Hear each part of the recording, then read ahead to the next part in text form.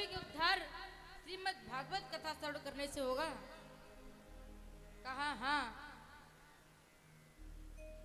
ये मानवः पाप कृतस्तु सर्वदा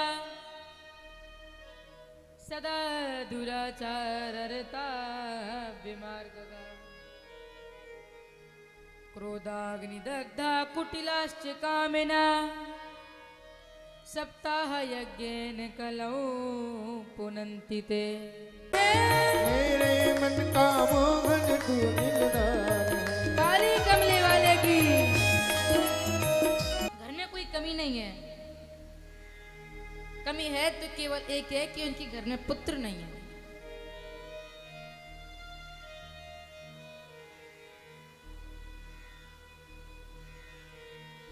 पूरा दिन सताता है।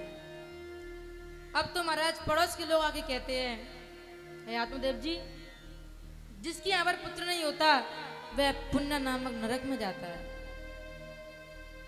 तो महाराज उनकी बातें सुन सुन के पंडित आत्मदेव जी ने विचार किया कि बिना पुत्र के जीवन बेकार है। तो आज महाराज प्राणों को त्यागने के लिए जंगल में गए हैं। जंगल में पहुंचे, एक वृक्ष के नीचे बैठ कर के रोने लगे।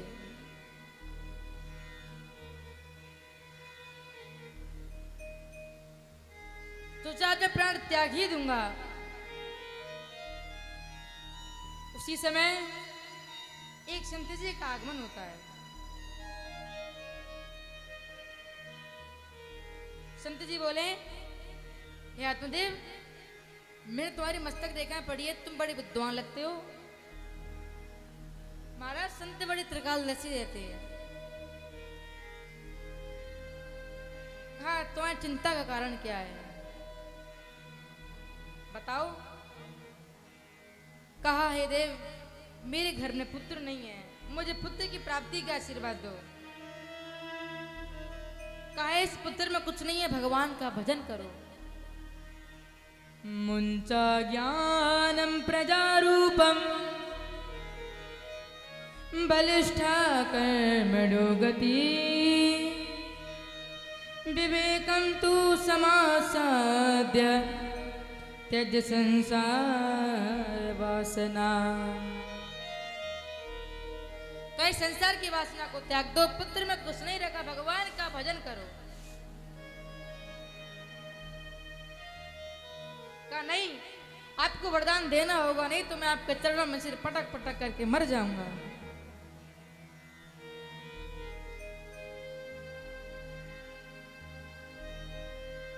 आज जैसे ही संत ने बात सुनी तो कहा, आत्मदेव, तुम इस जन्म के लिए पुत्र के लिए विलाप कर रहे हो। मैंने तुम्हारी मस्तक रेखा पड़ी है, उसमें तुम्हें एक नहीं, 3 नहीं, 7 जन्मों तक पुत्र का योग ही नहीं है। एकदम पछाड़ खा के गिर गए महाराज। जाओ और ये फल अपनी पत्नी को खिला देना, अगर भगवान की इच्छा है तो पुत्र हो जाएगा। और कहा, ऐसी कुछ नियम भी है। नियम क्या है? तो नियम बताए, सत्यम शौचम दया दानम एक भक्तम तु भोजनम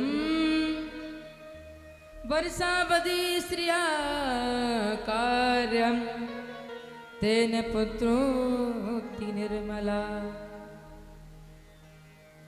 कहा, सत्यम शौचम दया दानम, सत्य बोलना है, पवित्र रहना है। सत्यम शौचम दया दानम, दान करना है।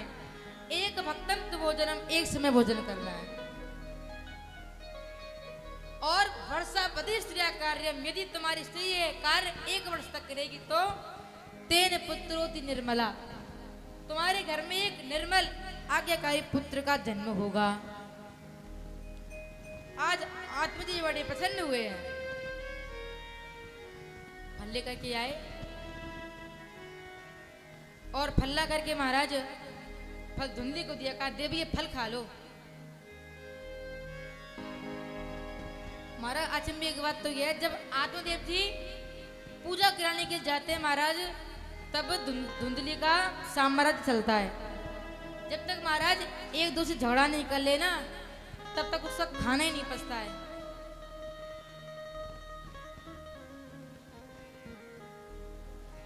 और जैसे आत्मदेव जी आए तो महाराज हाथ जोड़ के ऐसे खड़ी हो जाएगी मानो माता अनुसुईया के बाद इसी का नंबर है। प्रेम से बोलिए।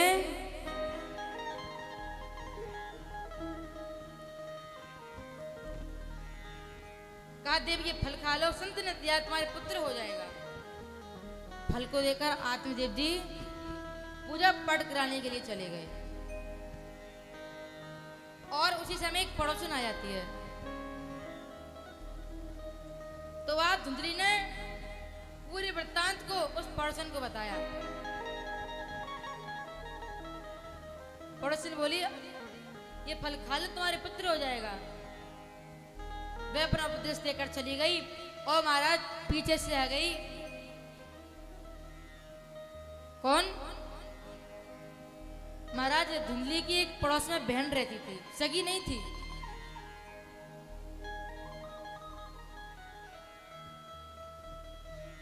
भाई उसने कहा तू बड़ी सही समय पे आई है।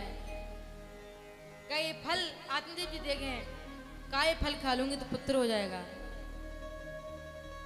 तो महाराज वे जो बहन आई थी उसने क्या किया, महाराज अन्य प्रकार की बातें बना दी। अगर तू फल खा लेगी और जब तेरा गर्भ धारण हो जाएगा तो तू बिस्तर पर आ जाएगी और नंद आके सारा माल ले जाएगी। एक समय भोजन करेगी, दुबली हो जाएगी, किसी से झगड़ भी नहीं पाएगी। तो कहा ये मैं फल ही नहीं खाऊंगी। उस फल का क्या करें? एक काम करिए, फल जो तुम्हारे यहाँ गाय उसको खिला दो, अगर पुत्र होना होगा तो गाय को हो जाएगा। धुंधली ने क्या किया, वह जो फल था वह अपनी गाय को खिला दिया। अब आया महाराज पुत्र होने का समय। एक दिन आत्मदेव जी महाराज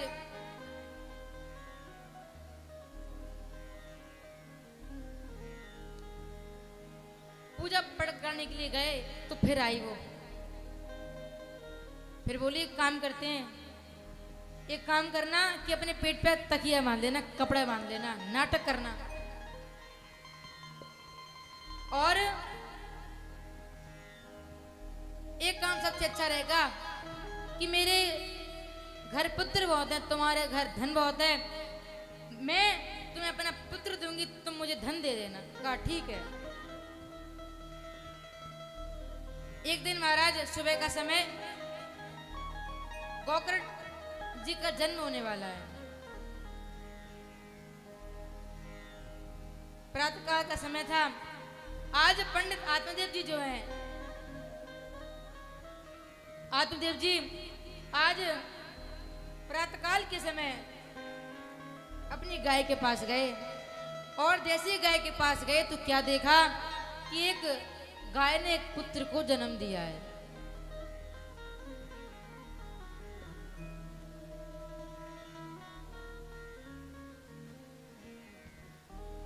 महाराज क्या हुआ कि जो पंडित जी थे वो पूजा पाठ करा के लौटे थे एक दिन, तो उनके घर के आगे शहनाइयां बज रही थी। तो उन्होंने पूछ लिया कि मेरे घर के आगे शहनाइयां क्यों बज रही हैं? कहा आपके घर पुत्र का जन्म हुआ है। अच्छा हाँ। अब तो महाराज एक पुत्र पहले से हो गया जो कि उस पड़ोसन ने दिया था, और एक ये गोकर्ण जी महाराज। महाराज पूरा शरीर तो महाराज मनुष्य का है और जो कान है वे गाय के हैं, इसलिए नाम गोकर्ण रख दिया। बोलिए गोकर्ण जी महाराज की। अब जहां पर महाराज घर में एक पुत्र नहीं था, आज उस घर में दो दो पुत्र बड़े हो रहे हैं। कियत काले न तऊ जातौ तरुणो तनया भुवो गोकर्णा पंडितो ज्ञानी धुंधकारी महाखल। दो पुत्र बड़े हो रहे हैं। आज धुंधली ने देखा इनके हाथ में पुत्र है, गाय का पुत्र हुआ है और उसका नामकरण हो गया। मेरा पुत्र इससे बड़ा है, उसका जन्म पहले हुआ है। कहा मैं अभी जाऊंगी, ब्राह्मणों को बुला के लाऊंगी, अपने पुत्र का नामकरण करवाऊंगा। कहा ठीक है देवी। आज धुंधली गई, ब्राह्मणों को बुला के लाई। ब्राह्मण आए, स्वस्ति वाचन का पाठ करके बोले पिता का नाम आत्मदेव तो पुत्र का नाम परमात्मदेव होना चाहिए। महाराज धुंधली आई, बोली क्या कह रहे हैं आप? इस पुत्र को 9 महीने गर्भ में मैंने रखा, दर्द मैंने सा, नाम पिता के नाम पर? बोले नाम पिता के नाम पर ही ठीक है और नाम का कोई महत्व नहीं है।